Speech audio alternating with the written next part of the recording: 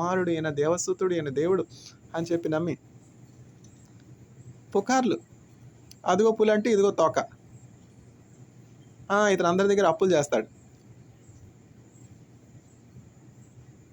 ఏది వాస్తవం, ఏది అవాస్తవం, ఏది నిజం, ఏది అబద్ధం మన సొంతంగా తెలుసుకోవాలి. పుకార్లు నమ్మకూడదు.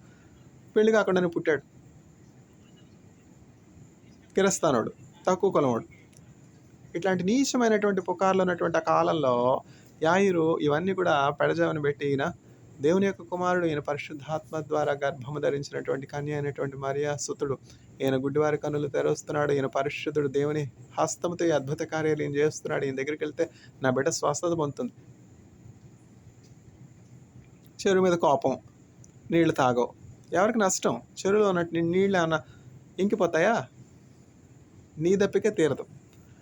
అయితే యాయిరు యేసుక్రీస్తు ప్రభు దగ్గరికి వెళ్ళి, ప్రభా నాయనా నువ్వు దేవసుతుడు, నాయన నువ్వు దేవుని కుమారుడు అయ్యా, నువ్వు దేవుడు అయ్యా, నువ్వు భూమిని ఆకాశాన్ని సృజించిన దేవుడు అయ్యా, మేము యూదులమే, మేము ఆ సృష్టికర్తను తప్ప సృష్టిలో కానీ మనుషుల్ని కానీ మేము ఆరాధించతాగదు, కానీ ఆ సృష్టికర్తవు నీవే అని తెలుసుకున్నాను, మెస్సయ్యవు నువ్వే అని తెలుసుకున్నాను, అభిషిక్తుడు, రాజు, క్రీస్తు, రానైనటువంటి ఆ రక్షకుడు నీవే అని తెలుసుకున్నాను, నా కుమార్తె చావు బ్రతుకులో ఉన్నది, నా కుమార్తెను రక్షించాయా అని చెప్పి బ్రతిమాలుకుంటూ ఉన్నాడు. యేసుక్రీస్తు ప్రభు వస్తూ ఉన్నారు, నమ్మిక మాత్రం ఉంచని చెప్తున్నారు. ఇంతలో ఏం జరిగిందంటే, యేసుక్రీస్తు ప్రభు వెంబడి ఒక స్త్రీ వచ్చి ఆయన వస్త్రపు చెంగును ముట్టుకున్నది. ఈ స్త్రీ సామాన్యమైనటువంటి స్త్రీ కాదు. ఈ స్త్రీ 12 సంవత్సరముల నుంచి రక్తస్రావముతో బాధపడుచున్నటువంటి స్త్రీ. బ్లీడింగ్ 3 రోజులు అయితేనే ఆ స్త్రీ ఎంతగానో బలహీనం అయిపోతుంది, అంతే కదా. ఆ బ్లీడింగ్ ప్రాబ్లంలో ఉన్నటువంటి ఆ స్త్రీలకి ఆ కష్టం తెలుసు. అందుకని స్త్రీలను మనం ఎప్పుడు సన్మానించాలి, గౌరవించాలి. వాళ్ళ కష్టం ఎవరికి తెలుసు? ఆ 3 దినాలు ఆ బ్లీడింగ్ అవుట్తోనే స్త్రీలు సామాన్యంగా చాలా బలహీనపడతారు. 3 దినాలు కాదు, 12 సంవత్సరాల నుంచి నాన్ స్టాప్ బ్లీడింగ్. అట్లాంటి కష్టమైనటువంటి పరిస్థితిలో ఆమె డబ్బంతా కూడా వైద్యులతో ట్రీట్మెంట్ కొరకే ఖర్చు పెట్టింది. ఏ ట్రీట్మెంట్ కూడా ఆమెకేమి కూడా స్వస్థతనివ్వలేదు. ఏ డాక్టర్ కూడా ఆమెను హీల్ చేయలేకపోయినాడు. డాక్టర్స్ ఎప్పుడు కూడా హీల్ చేయాలని చూస్తారు, క్యూర్ చేయాలని చూస్తారు. ఇప్పుడు డాక్టర్స్ ఎంత బర్డెన్ అయిపోతున్నారు, ఓవర్ బర్డెన్ అయిపోతున్నారు, నిద్ర ఉండదు, సరిగా సమయానికి భోంచేయలేరు. ఇక్కడ మనం అంటే టీచింగ్లో ఉన్నాం కాబట్టి, రీసెర్చ్లో ఉన్నాం కాబట్టి, ప్రీచింగ్లో ఉన్నాం కాబట్టి కావాలంటే మధ్యలో వెళ్ళి కొంచెం భోజనం చేయడానికి ఉంటుంది. ఎమర్జెన్సీ వార్డులో ఉన్నటువంటి పేషెంట్ మీద అటెండ్ అవుతున్నటువంటి డాక్టర్స్ వాళ్ళని విడిచి వెళ్ళగలరా? శవజాగారమే కదా. ఎంత కష్టపడుతున్నారు డాక్టర్స్, వాళ్ళ ఎన్విరాన్మెంటు, వాళ్ళ వర్క్ స్టైలు, వాళ్ళ రెస్పాన్సిబిలిటీ, వర్క్ బర్డెన్,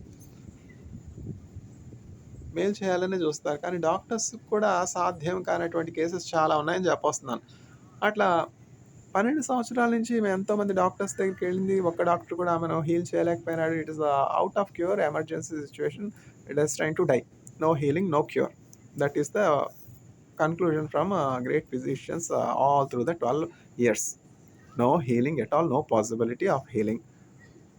అట్లాంటి హోప్లెస్ సిచ్యువేషన్లో ఈమె యేసుక్రీస్తు ప్రభుని గురించినటువంటి స్వార్థ వినినది. యేసుక్రీస్తు ప్రభు ఆమె ఉంటున్నటువంటి ఆ ప్రాంతానికి వస్తున్నారని చెప్పి విని ఉన్నది. శుభవార్త నాలాంటి ఒక లేమని చెప్పాడు. యేసుక్రీస్తు ప్రభు ఈరోజు వచ్చేస్తున్నారు అని చాటింపేశాడు. చాటింపేస్తే యేసుక్రీస్తు ప్రభు వస్తున్నారు కదా, నా సంగతి తెలిస్తే నన్ను ఎవరు కూడా ఆయన దగ్గరికి కూడా వెళ్ళినవారు. రహస్యంగా నేను ఆయన వెనకాతలు వెళ్ళి ఆయన చూడకుండా ఆయన వస్త్రపు చెంగు నేను ముట్టుకుంటాను. ఆయన వస్త్రపు చెంగును ముట్టితే మాత్రం చాలు, ఆయన ప్రభావం నాలో నుండి వచ్చి నాకు స్వస్థత కలుగుతుంది. ఆమె విశ్వాసం ఎంత గొప్పది, ఎంత గొప్ప విశ్వాసము కలిగినటువంటి స్త్రీగా ఉన్నది. ఆమె ఆశించినట్లు నడవలేనటువంటి పరిస్థితుల్లో ఎట్లయినా సరే యేసుక్రీస్తు ప్రభుని వెళ్ళాలి, ముట్టాలి అని చెప్పి ఈమె కోరుకుని వెళ్ళి ఆయన వస్త్రపు చెంగును ముట్టినప్పుడు ఆ రక్తధార ఆగిపోయినది, బ్లీడింగ్ ఆగిపోయినది. 12 సంవత్సరాల నుంచి ఆ ప్రాబ్లంతో సతమతం అవుతున్నటువంటి ఈ స్త్రీ ఒక్క నిమిషంలో, త్రుటి కాలంలో స్వస్థత పొందుకున్నది. ఎట్లా సాధ్యం? How can this be explained by science? అప్పుడు యేసుక్రీస్తు ప్రభు ఈ సంఘటన జరగగానే వెనుకకు తిరిగి అందరిని అడుగుతున్నారు, ఎవరు నన్ను ముట్టుకున్నారు? Who has touched me? Power has gone out of me. అప్పుడు యేసుక్రీస్తు ప్రభు శిష్యులు ఏమని చెప్తున్నారంటే, ప్రభా ఇంతమంది నీ మీద పడతా ఉన్నారు కదా, నీ చుట్టూ ఇంత గొప్ప జనాంగం అనేది, అందరూ నిన్ను ముట్టుకుంటున్నారు కదా, ఎవరు నిన్ను ముట్టిందని అడుగుతావేంటి ప్రభా? ఎవరు నిన్ను ముట్టిందంటే మేమేం చెప్పగలం? అందరూ నీ మీద పడట్లేదా?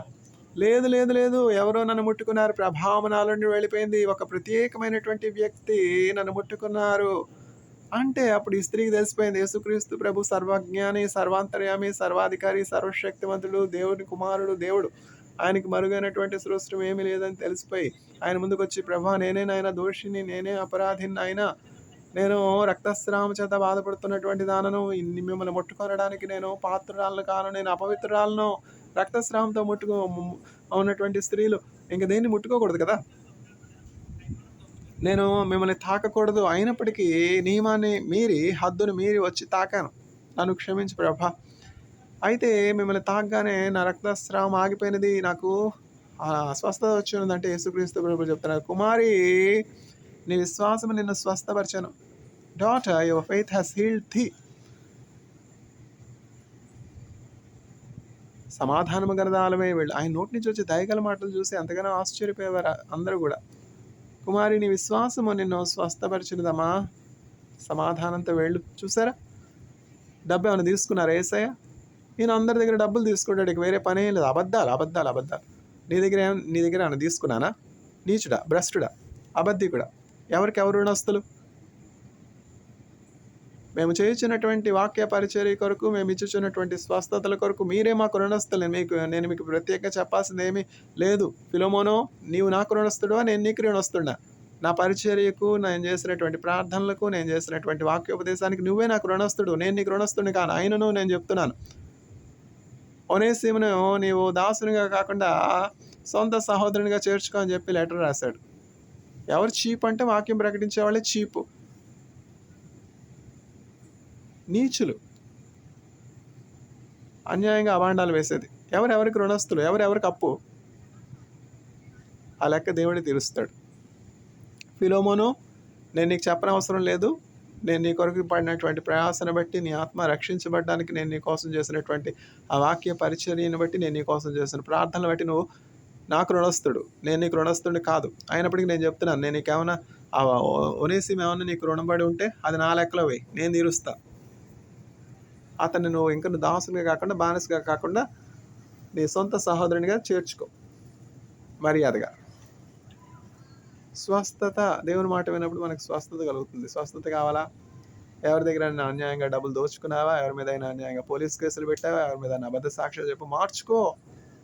ఏమో క్యాన్సర్ వస్తుందేమో, నీ ఆస్తంతా క్యాన్సర్ కొరకు ఖర్చు పెట్టాల్సి వస్తుందేమో, అయినే కదా దేవుని సేవకుల మీద అన్యాయంగా నువ్వు కీడు చేసినప్పుడు ఏం క్యాన్సర్ రాలేదా నీకు?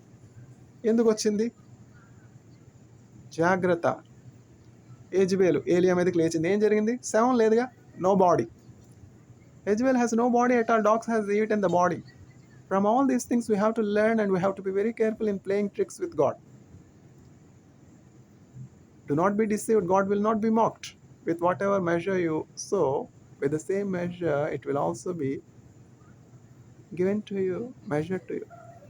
మోసపోకండి, దేవుడు వెక్కిరింపబడ్డాడు. మీరు ఏమి కొలత ఇతరులకు కొలుస్తారో అదే కొలతో మీకును కొలబడను. క్యాన్సర్ రావాలి, అప్పటి వరకు మారవా నువ్వు? అప్పటి వరకు పోలీస్ కేసులు, అబద్ధమైనటువంటి పోలీస్ కేసులు వెనక్కి తీసుకో. జాగ్రత్త. Do not be deceived, God will not be mocked. With whatever measure you measure to others, it will also be measured to you.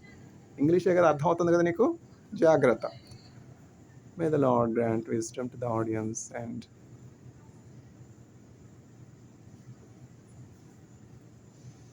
be gracious to them so that they mend their ways and do what is good in the sight of God. Amen.